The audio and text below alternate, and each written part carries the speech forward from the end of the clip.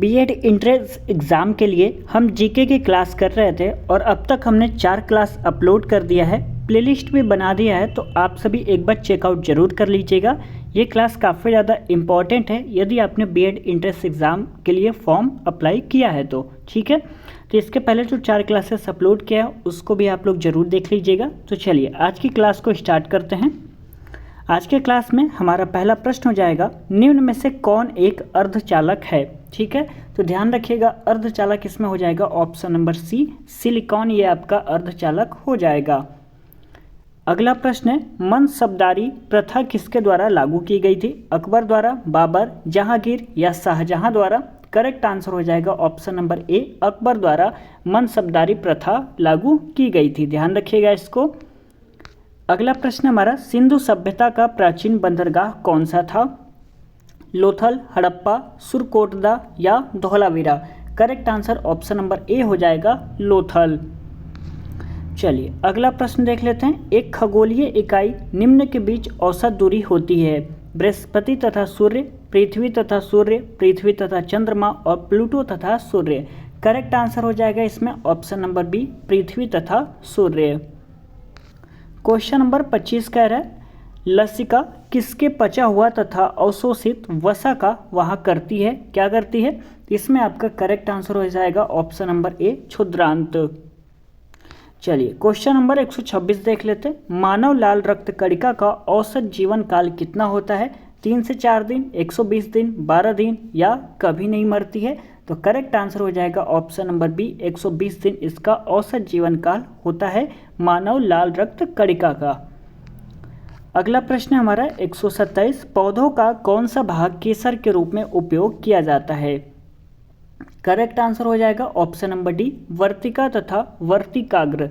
ठीक है, क्वेश्चन क्या कह रहा है, पौधे का कौन सा भाग केसर के रूप में उपयोग किया जाता है। तो वर्तिका तथा वर्तिकाग्र इसमें आपका करेक्ट आंसर हो जाएगा।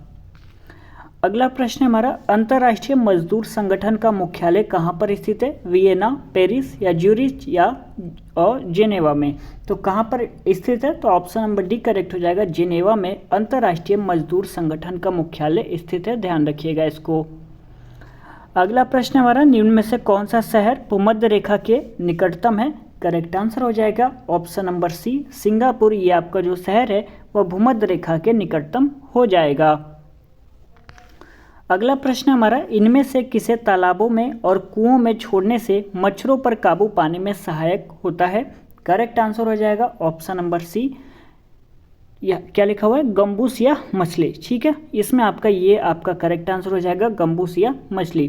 क्वेश्चन कर रहा है, इनमें से किसे तालाबों में और कुआं में छोड़ने से मच्छरों पर काबू पाने में सहायक होता है। तो गंबूसिया मछली, इसको छोड़ने पर, तालाबों में और कुओं में छोड़ने पर अब मच्छरों पर काबू पाने में सहायक होता है। इसमें आपका करेक्ट आंसर सी हो जाएगा।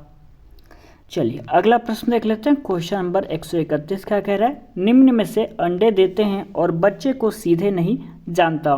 तो इसमें आपका करेक्ट आंसर कौन सा हो जाएगा, ऑप्शन नंबर ए हो जाएगा, इचिडना। क्वेश्चन नंबर 132 देख लेते हैं, ओंकारेश्वर योजना निम्न में से किस नदी से संबंधित है। करेक्ट आंसर हो जाएगा ऑप्शन नंबर ए, नर्मदा नदी से यह संबंधित हो जाएगा। अगला प्रश्न, कौन से मुगल सम्राट के शासनकाल में अंग्रेज ईस्ट इंडिया कंपनी ने भारत में अपनी पहली फैक्ट्री स्थापित की थी। किस मुगल सम्राट के शासनकाल में। करेक्ट आंसर डी हो जाएगा, जहांगीर। अगला प्रश्न है, आमतौर पर सोडियम बाइकार्बोनेट को क्या कहा जाता है। तो करेक्ट आंसर हो जाएगा डी, बेकिंग सोडा कहा जाता है। अगला प्रश्न है हमारा, क्रीमिया अब किसका भाग है। पोलैंड का, ईरान का, इराक का या रूस का। तो करेक्ट आंसर हो जाएगा ऑप्शन नंबर डी, रूस का। 136वां प्रश्न कह रहा है, निम्न में से कौन सा विधि व्यक्तित्व मापन की प्रक्षेपण विधि नहीं है। करेक्ट आंसर हो जाएगा इसमें ऑप्शन नंबर डी, अवलोकन। यदि यह वीडियो आपको अच्छा लग रहा है तो प्लीज़ वीडियो को लाइक कर दें, अपने दोस्तों में भी इस वीडियो को शेयर जरूर कर दिया करें जिन्होंने बीएड एंट्रेंस एग्जाम के लिए फॉर्म को अप्लाई किया हुआ है। ठीक है, चलिए अगला प्रश्न देख लेते हैं, निम्न में से कौन सा कुसुमायोजन का लक्षण नहीं है। करेक्ट आंसर हो जाएगा ऑप्शन नंबर सी, सामवेगिक परिपक्वता।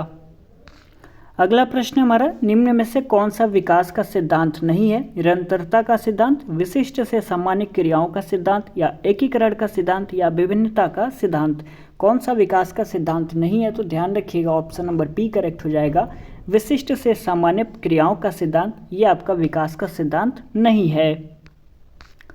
अगला प्रश्न है, कौन सा बृहत हड़प्पाई स्थल हरियाणा में स्थित है? धौलावीरा, आलमगीरपुर, कालीबंगन, या राखीगढ़ी। करेक्ट आंसर हो जाएगा ऑप्शन नंबर डी राखीगढ़ी।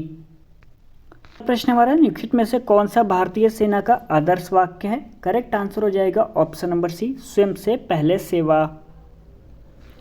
अगला प्रश्न हमारा, एक लालटेन में तेल बाती में किसकी विशेषता के कारण चढ़ता है? करेक्ट आंसर हो जाएगा ऑप्शन नंबर डी, पृष्ठीय तनाव के कारण। अगला प्रश्न है, मेटा भाषाई जागरूकता भाषा के बारे में बात करने की क्षमता है ये, या सोचने की क्षमता, या भाषा के बारे में सोचने और बात करने की क्षमता है, और अन्य दृश्यक चिन्हों से लिखने की योग्यता है।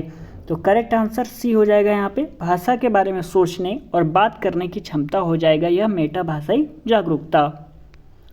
अगला प्रश्न देख लेते हैं, आविष्कार वर्तनी क्या है? तो इसमें आपका करेक्ट आंसर हो जाएगा ऑप्शन नंबर डी, बच्चों की वाक्पटुता को बढ़ाता है, यह आपका आविष्कार वर्तनी हो जाएगा। ठीक है, क्वेश्चन कह रहा है आविष्कार वर्तनी क्या है? तो बच्चों की वाक्यपटुता को बढ़ाता है, यह आप ध्यान रखिएगा। चलिए अगला प्रश्न देख लेते हैं, क्वेश्चन नंबर 145, उच्च संदर्भ संस्कृतियाँ। वकील कम महत्वपूर्ण है, लोग निजी स्थानों में एक बड़ा सौदा करते हैं, प्रतिस्पर्धी बोली कम महत्वपूर्ण, और उपरोक्त सभी। तो इसमें आपका ऑप्शन नंबर डी करेक्ट हो जाएगा, उपरोक्त सभी। अगला प्रश्न कह रहा है, भारत और श्रीलंका को जोड़ने वाले सेतु का क्या नाम है? करेक्ट आंसर हो जाएगा option number C, golden gate सेतु। क्वेश्चन नंबर 147 कह रहा है, पल्लव वंश की राजधानी क्या थी? तो इसमें आप ऑप्शन नंबर ए करेक्ट हो जाएगा, तिरुचिरापल्ली आपके पल्लव वंश की राजधानी हो जाएगी। क्वेश्चन कह रहा है, पहला अंतर्राष्ट्रीय पृथ्वी सम्मेलन कहाँ पे हुआ था? तो इसमें आपका ऑप्शन नंबर बी करेक्ट हो जाएगा, ब्राजील में।